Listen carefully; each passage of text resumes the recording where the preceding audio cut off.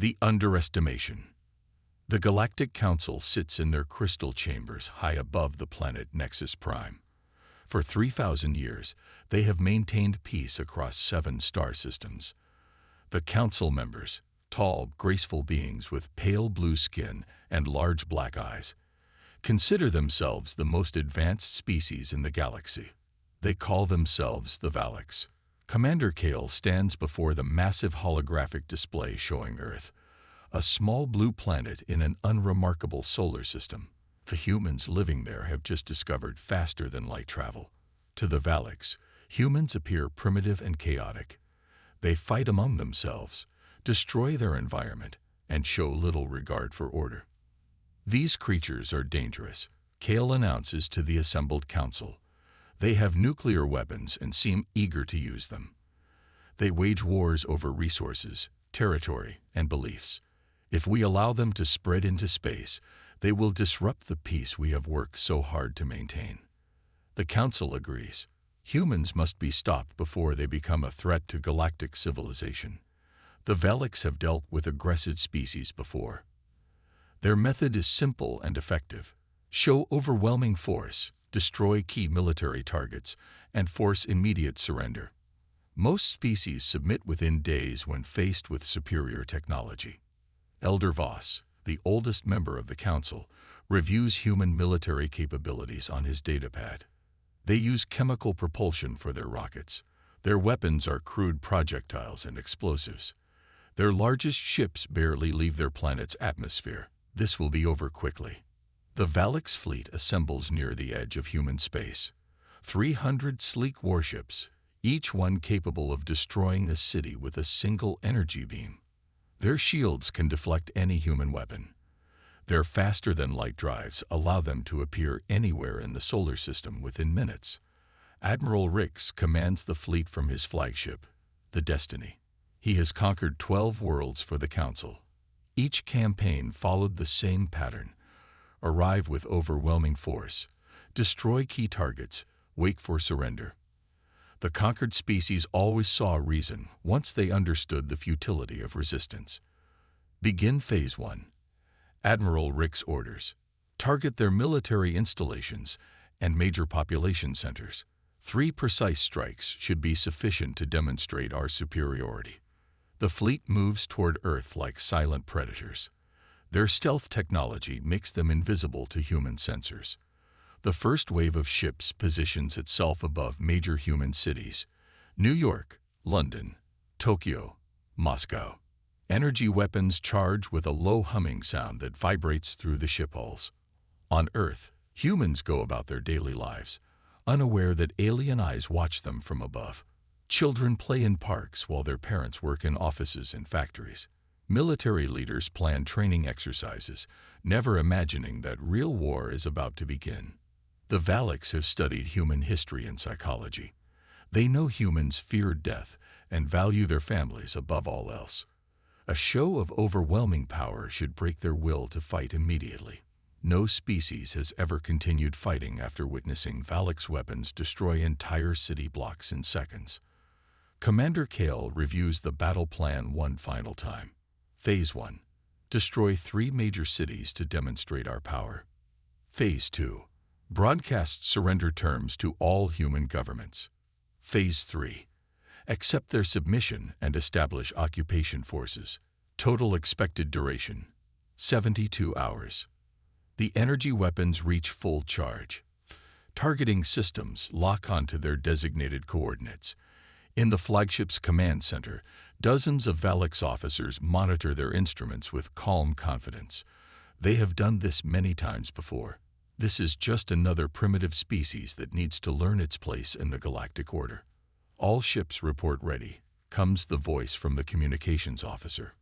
Admiral Rix places his long, pale fingers on the command console. The holographic display shows Earth rotating slowly below them, beautiful and peaceful. Soon it will understand the price of chaos and disorder. The Valaks will bring order to this system, as they have brought order everywhere else. Fire, Admiral Rix commands. Beams of pure energy lance down from the sky like lightning from the gods. They strike their targets with perfect precision. Buildings vaporize instantly, leaving only glass craters where cities once stood. The destruction is swift and absolute, designed to shock and terrify. The Valak's fleet hovers in space, waiting for the inevitable surrender transmissions. Their previous conquests had always responded within hours, pleading for mercy and offering complete submission. Admiral Rix prepares the standard occupation protocols, but something feels different this time. The silence from Earth stretches longer than expected. Instead of surrender messages, human communication channels fill with something the Valaks have never encountered before. Not fear, not despair, but pure, burning rage. The Valaks have made their first mistake. They have awakened something in humanity that they do not understand and cannot control. The Awakening. President Miller stands in the emergency bunker beneath Washington, watching the footage from New York on repeat. 3 million people vanished in seconds, turned to ash by weapons beyond human understanding. The crater where Manhattan once stood still glows with alien energy. Similar scenes play out from London and Tokyo. Sir, we're getting reports from every major military installation. General Brooks announces, his voice steady despite the horror they've witnessed. The aliens broadcast a message 30 minutes ago. They want our complete surrender within 24 hours. Miller turns away from the screens.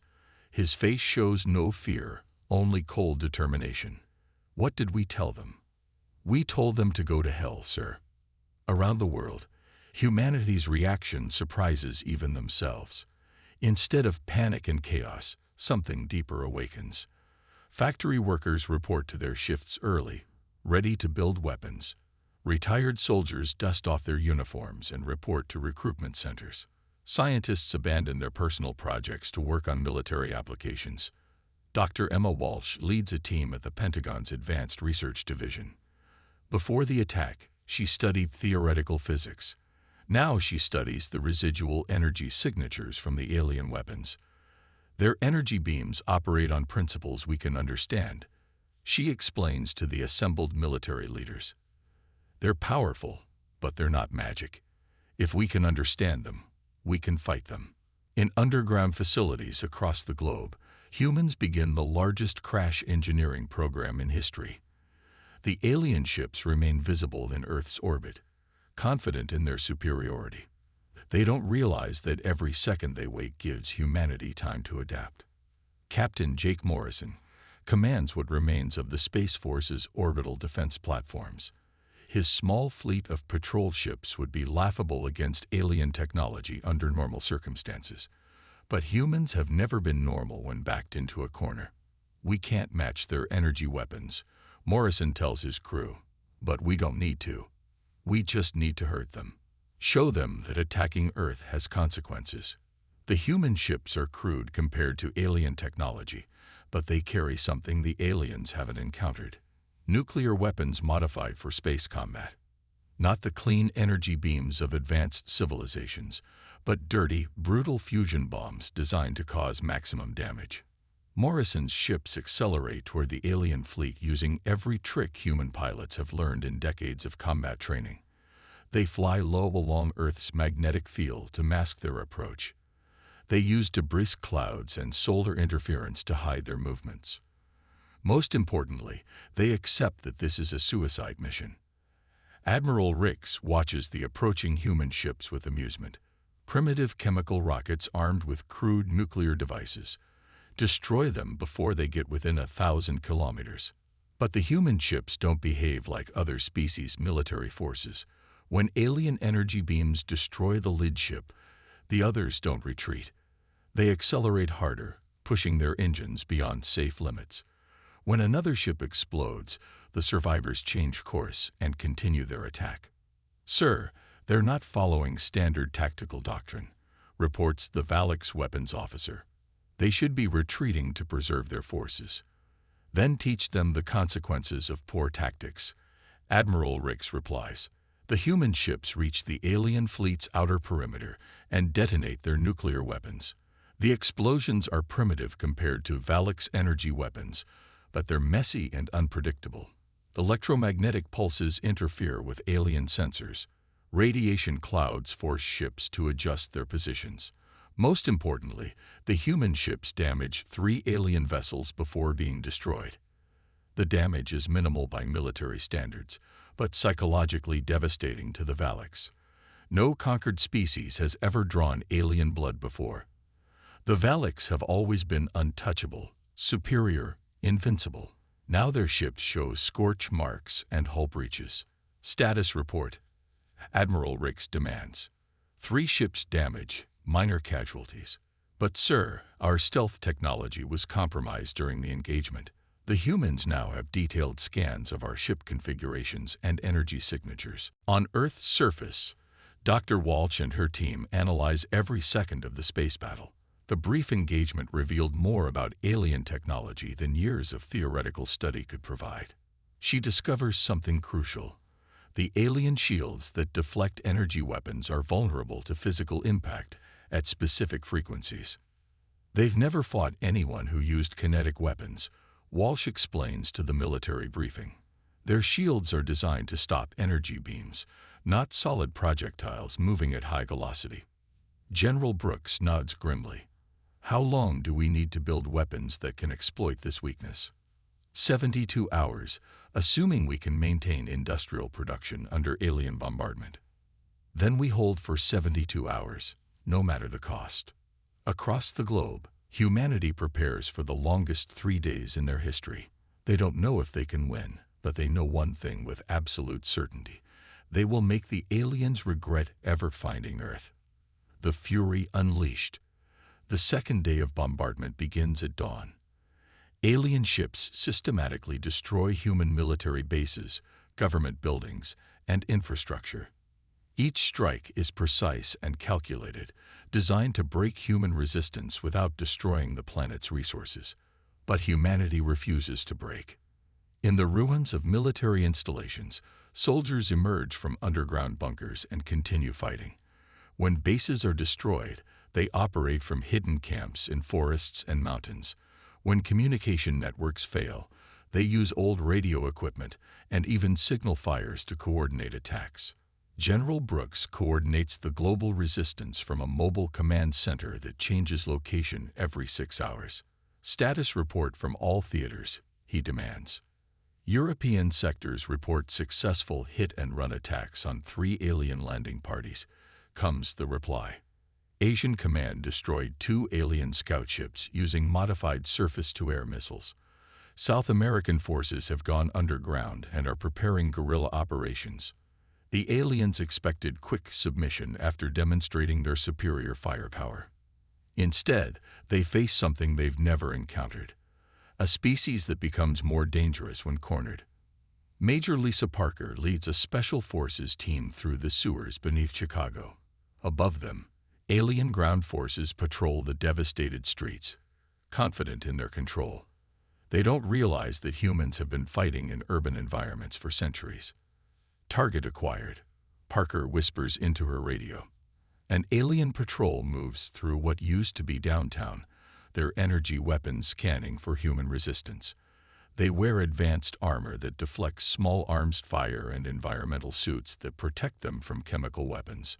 But they're not prepared for a coordinated ambush using improvised explosives, sniper fire, and pure human tactical innovation. Parker's team strikes from multiple directions simultaneously, using the aliens' superior technology against them by forcing them to avoid damaging the infrastructure they want to capture. The alien patrol is eliminated within minutes. More importantly, human forces capture intact alien weapons and equipment for analysis. Dr. Walsh works frantically in her underground laboratory, studying captured alien technology, while explosions shake the building above. Her breakthrough comes when she realizes that alien energy systems operate on quantum frequencies that can be disrupted by precisely tuned electromagnetic pulses. We can't build weapons as advanced as theirs, she explains to the engineering team. But we can build weapons that make their advanced technology useless. The weapon she designs is typically human, crude, brutal, but effective. Instead of trying to match alien energy beams, she creates devices that overload their quantum processors, turning their own weapons into useless metal. Meanwhile, Admiral Rix grows increasingly frustrated aboard his flagship. The human resistance should have collapsed by now. Instead, it seems to grow stronger with each passing hour. Worse, human attacks are becoming more sophisticated and coordinated. "Sir, we've lost contact with Ground Team 7, reports his communications officer. That's the 5th patrol destroyed today. The humans are capturing our equipment and studying our technology." "Impossible," Admiral Rix responds. "They lack the scientific knowledge to understand our systems. But humans have something the Valaks don't expect: the ability to learn and adapt under extreme pressure. Every captured alien device is reverse-engineered by teams of scientists working around the clock. Every successful human attack is analyzed and improved for the next engagement." Captain Morrison's replacement, Commander Sarah Davis, leads the reformed Space Defense Fleet. Her ships are still primitive compared to alien technology, but they now carry weapons specifically designed to exploit Valak's weaknesses. "Remember, we're not trying to win a fair fight," Davis tells her pilots. "We're trying to hurt them badly enough that they decide Earth isn't worth the cost." The human ships attack in coordinated swarms, using tactics no civilized species would consider. They ram alien vessels with ships packed with explosives. They use debris fields and asteroid belts to mask ambushes. Most shocking to the Valaks, they deliberately sacrifice smaller ships to position larger ones for devastating attacks. "These humans fight like madmen," observes Commander Kale, watching the latest battle reports. "They show no regard for their own casualties. They show no regard for proper military doctrine," Admiral Rix corrects. "Destroy their remaining ships and end this annoyance." But the human ships keep coming. For every vessel destroyed, 2 more appear from hidden bases on asteroids and space stations. Human industrial capacity, fully mobilized for war, begins producing ships faster than the aliens can destroy them. By the end of the second day, the Valaks fleet has suffered more casualties than in their previous 3 conquests combined.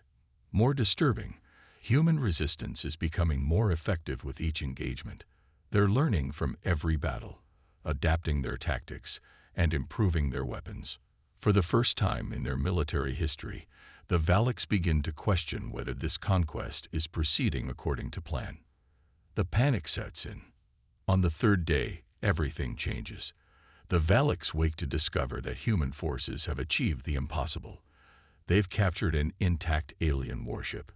The breakthrough comes when Commander Davis leads a desperate boarding action against a damaged Valaks cruiser. Using modified spacesuits and cutting tools, human Marines fight through the ship's corridors in zero gravity, engaging alien defenders in brutal hand-to-hand combat. The Valaks crew, trained for civilized warfare at long range, proves helpless against humans experienced in close-quarters fighting. Within hours, the entire ship falls under human control, complete with its advanced computer systems and weapon technology. Dr. Walsh's team immediately begins analyzing the captured vessel. What they discover changes everything. Their entire fleet operates on a networked quantum communication system. She explains to President Miller via encrypted transmission. "If we can access their network, we can potentially disrupt their entire fleet coordination." But the real breakthrough comes from an unexpected source. The captured ship's computer contains detailed records of previous Valaks conquests. The data reveals a shocking truth. Humanity's response is completely unprecedented in galactic history. Every other species they've conquered surrendered within 72 hours, General Brooks reports. Most surrendered within the first day. We're the first species to maintain organized resistance beyond their projected timeline. More importantly, the records show that the Valaks have never faced prolonged warfare. Their entire military doctrine is based on rapid submission of inferior species. They have no experience with extended campaigns, supply line management, or adaptable enemies. Aboard the flagship Destiny, Admiral Rix stares at casualty reports that make no sense. "How many ships have we lost in the past 24 hours? 17 destroyed, 31 damaged beyond immediate repair capacity, comes the grim response. Human resistance has increased by 300% since the beginning of operations. Commander Kale reviews the tactical data with growing alarm. Sir, the humans are using our own technology against us. They've modified captured energy weapons to penetrate our shields. They're jamming our communications using our own quantum frequencies. But the most disturbing development is psychological. Human forces have begun broadcasting messages to the Valix fleet. Instead of pleas for mercy, they transmit detailed accounts of what they plan to do to any aliens who land on Earth. The messages describe human military history, centuries of warfare fought with increasing brutality and innovation. They tell stories of human soldiers fighting to the death rather than surrendering. They explain concepts like guerrilla warfare, total war, and mutually assured destruction. They're trying to intimidate us with primitive psychological warfare. Admiral Rix dismisses, but his voice lacks its previous confidence. The truth is more complex. The humans aren't trying to intimidate the Valix. They're educating them. Every message is carefully designed to explain exactly why the conquest of Earth will be more costly than the aliens imagine. On Earth's surface, human resistance has evolved into something the Valix have never encountered. Major Parker's urban warfare tactics have been shared globally through underground networks. Every city becomes a fortress, every building a potential ambush site. The aliens discover that humans have spent centuries perfecting the art of making superior forces pay heavily for every advance.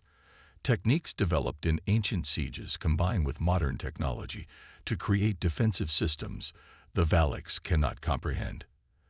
They're not fighting to win, observes Commander Kale after reviewing the latest ground combat reports. They're fighting to make victory so expensive that we abandon the effort.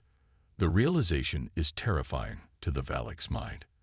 They've built their entire galactic order on the assumption that rational beings will surrender when faced with overwhelming force. Humans appear to operate under different principles entirely. Dr. Walsh's team makes their final breakthrough when they access the captured ship's strategic database. The information reveals the location of the main Valix fleet base and, more importantly, the political structure of their government. They're not a military dictatorship, Walsh explains to the resistance leadership. They're a democratic council that authorizes military action based on cost-benefit analysis. If we can make this conquest too expensive, they'll withdraw. The plan that emerges is audacious even by human standards.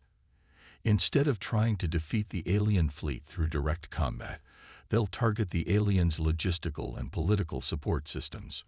Commander Davis prepares to lead a strike force using the captured alien technology to attack Valix supply lines. Simultaneously, human hackers work to broadcast the true cost of the Earth conquest directly to the Valix homeworld. We're going to show them exactly what they've gotten themselves into, President Miller announces to his cabinet. And we're going to make sure every Valix citizen knows the price their government is paying for this war. The final phase of humanity's defense begins not with weapons, but with truth. The withdrawal. The end begins with a single transmission that reaches every corner of the Valix empire. Using their own quantum communication network, human hackers broadcast the complete record of the Earth conquest attempt directly to the Valix homeworld. Citizens who believed their military was conducting a routine pacification operation suddenly see the truth. Their forces are trapped in a grinding war of attrition against a species that refuses to follow the rules of civilized surrender. Elder Voss receives the transmission in his private chambers on Nexus Prime. The images show Valix soldiers dying in brutal close combat fighting, ships being destroyed by primitive but effective human weapons, and most shocking of all, the psychological profiles of human military leaders who speak casually about fighting for decades if necessary. Emergency Council session. Voss orders immediately. The holographic chamber fills with council members summoned from across the galaxy. Admiral Rix appears via transmission from his flagship, his previously immaculate uniform now showing signs of stress and sleepless nights. Status report. Elder Voss demands. Admiral Rix's response shatters the Council's composure. We have lost 47 ships and over 3,000 personnel. Human resistance continues to strengthen daily. They have captured and reverse-engineered our technology. Most disturbing, they show no signs of seeking negotiated surrender. Commander Kale adds the psychological analysis that terrifies the Council more than military casualties. These humans have a concept they call total war.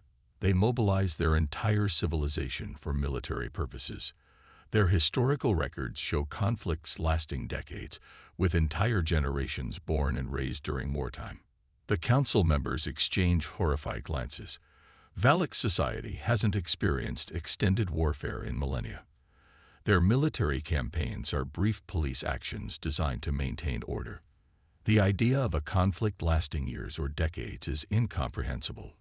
What are their surrender terms? Asks Council member Tal. They haven't offered any, Admiral Rix responds. Every communication from human leadership consists of tactical information designed to demonstrate their growing military capabilities and psychological warfare messages explaining why they'll never submit. Dr. Walsh's final broadcast drives the point home. Speaking directly to the Valak's Council through their captured communication systems, she delivers a message that changes galactic history. You made a fundamental error in your analysis of humanity, she says, her voice calm and professional. You assumed we would react like other species you've conquered. You assumed we would calculate the odds and surrender when faced with superior force. You were wrong. The broadcast shows footage of human industrial facilities working at maximum capacity, producing weapons and spacecraft around the clock. It shows military training centers where civilian volunteers learn combat skills. Most importantly, it shows the faces of human leaders who speak about the conflict not in terms of months, but in terms of generations. We're not fighting to win quickly, Dr. Walsh continues. We're fighting to make sure that attacking humanity becomes the most expensive mistake your species ever makes. Every ship you send to Earth will be destroyed or captured. Every soldier you land will face an entire planet that refuses to submit. You can kill us, but you cannot break us. The final part of the broadcast contains detailed projections of the long-term cost of conquering Earth. Human analysts, working with captured Valak's economic data, demonstrate that pacifying humanity would require the entire Valak's military for decades, bankrupting their civilization and leaving them vulnerable to other threats. Elder Voss calls for an immediate vote. The decision is unanimous. Immediate withdrawal from the Sol system. Admiral Rix receives his orders with a mixture of relief and professional humiliation. All units prepare for withdrawal to Nexus Prime. Operation Human Pacification is terminated. But the humans aren't finished.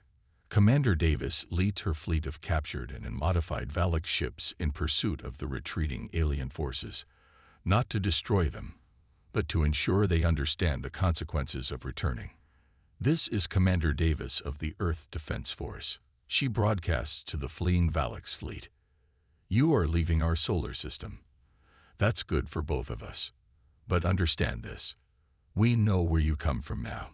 We have your technology. We have your star charts. If you ever return to threaten Earth, we won't wait for you to attack. We'll bring the war to your homeworld. The message is clear. Humanity has evolved from a defensive species to an active threat.